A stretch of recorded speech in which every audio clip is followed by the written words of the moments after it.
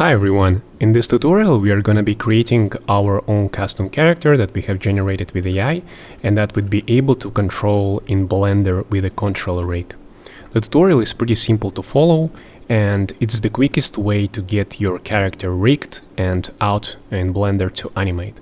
So let's get to it. So here I'm using a free pick. And you can use any service out there that can generate images. It could be Gemini, it could be ChatGPT. You don't essentially have to use specifically FreePic. Just I'm using it because there are many different AI models connected to it, and I can generate 3D models, I can generate images, or I can choose if I want to use ChatGPT or Nana Banana. It's not sponsored in any way, but I'm using FreePic.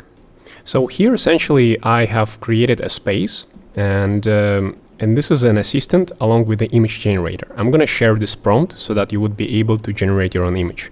But just so that you would understand how it works, is that essentially, first of all, I'm creating like an image generator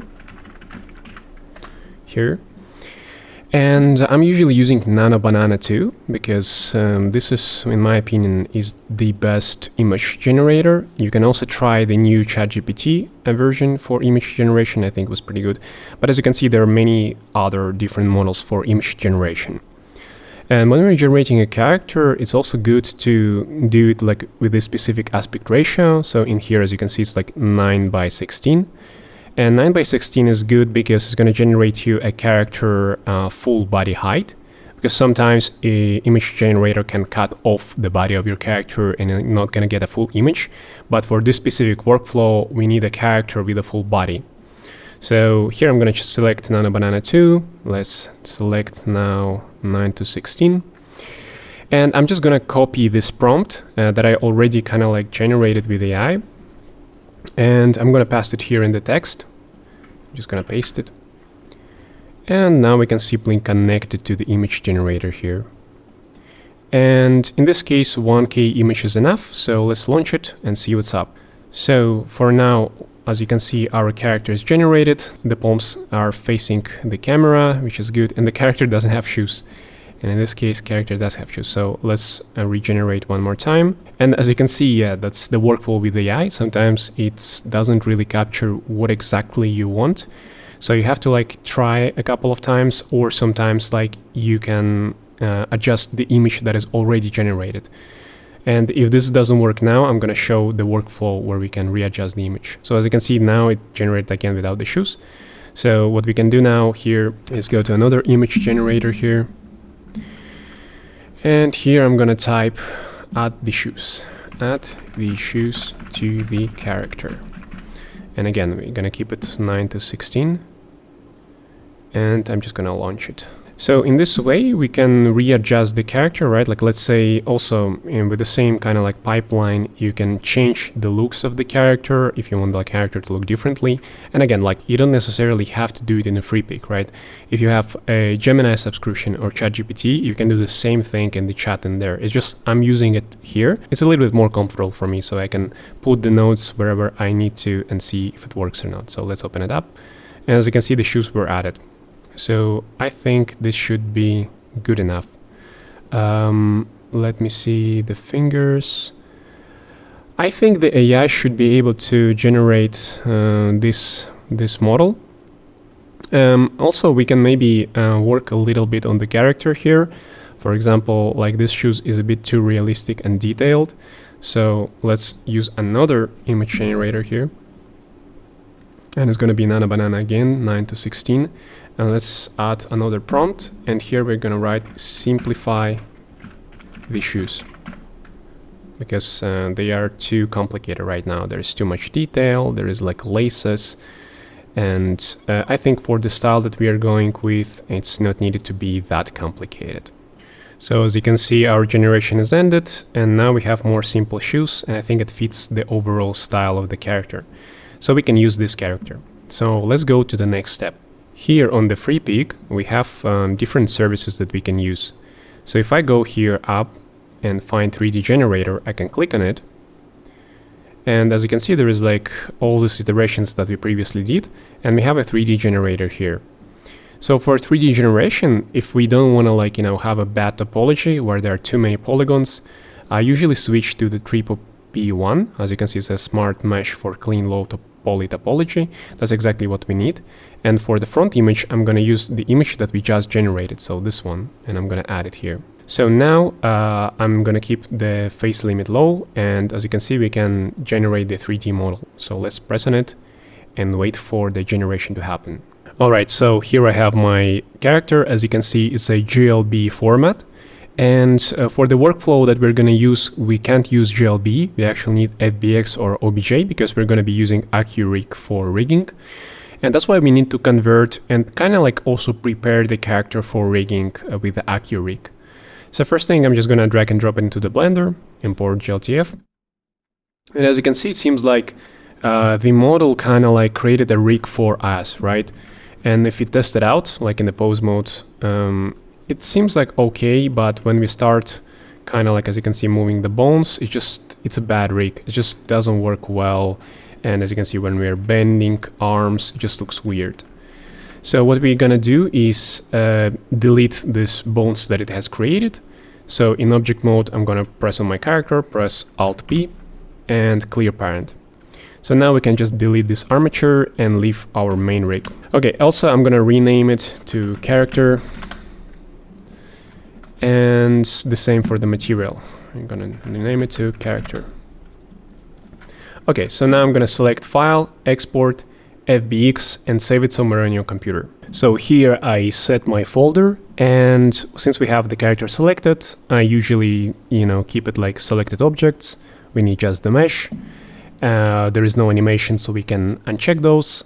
And yeah, that should be fine. And now let's name the character here. Character, and export FBX. Okay, so next step is that you're gonna have to open this link that I will provide for AccuRIG and just download for free the AccuRIG software and install it on your computer. And here is AccuRIG that we have just downloaded, so I can drop this character that we have exported. And as you can see, the first thing it does, it displays it in incorrect position. It needs to be kind of like here. So let's rotate it on y-axis, and as you can see, this is more correct. So now we're just gonna click rig body. Okay, so here is our character after we press the rig body, and as you can see, it's already kind of like positioned for us the dots of where the joints are supposed to be in somewhat correct place. But just to make sure it's gonna rig it correctly, you can press on individual dot, and as you can see, it shows where exactly it's supposed to be, like here on the right side. As you can see, shows the hand. So for example, if I move it, and I can move it just by clicking, it seems to be right in the center. So I think this is a correct spot for the arm. Let's move from the front and let's look at the elbow. Elbow, maybe I'll move it just a little bit here and do the same thing for the other arm, somewhere here, right on this spot. And this is our shoulder joint, and as you can see, it's supposed to be actually somewhere here, so we're gonna have to move it somewhere here. This is our clavicle, and it's supposed to be inside somewhere here, and it's supposed to be somewhere here as well. As you can see, right at the beginning of the shoulder, somewhere here.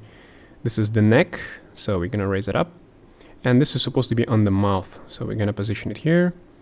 This is pelvis, so somewhere it's a good position for it. This is right hip, and let's put it somewhere here, and this one somewhere here as well. And do the same thing for the knees, I think a little bit up. Let's see from the side. Side view looks correct. And for the feet, I think they are already in a good position. The only thing I would do is maybe move it somewhere a little bit further like that. And this is the ankle, and ankle, well, let's see. Actually, it's supposed to be a little bit up. So I would move it somewhere here. So I think this is good.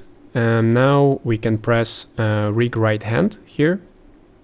And it asks us how many fingers we need. So in this case, we have 5 fingers. So let's press next. And now as you can see, it's pretty similar process. And in this case, since this is like generated with AI, as you can see, it's a little bit too connected here. But for the case of this tutorial, it's fine. So in this case, it recognized almost everything correctly, but we still need to tweak a couple of things. Like for example, as you can see, this pinky is a little bit off, so let's move it right here. This is supposed to be somewhere here. This is supposed to be somewhere here. And this is supposed to be, as you can see, right at the base. So actually, Yeah, we need to move it like that. And do this for every other finger. It's like essentially we just gonna define where exactly the joints are supposed to be positioned in this case. And I'm just gonna spread them apart because I think they're too close to each other. So in this case, as you can see, we need to move this one perpendicular to the thumb. So I'm gonna rotate it a little bit so that, as you can see, it would be facing the correct position. A little bit like that. And I think this is good enough. So let's move it a little bit more.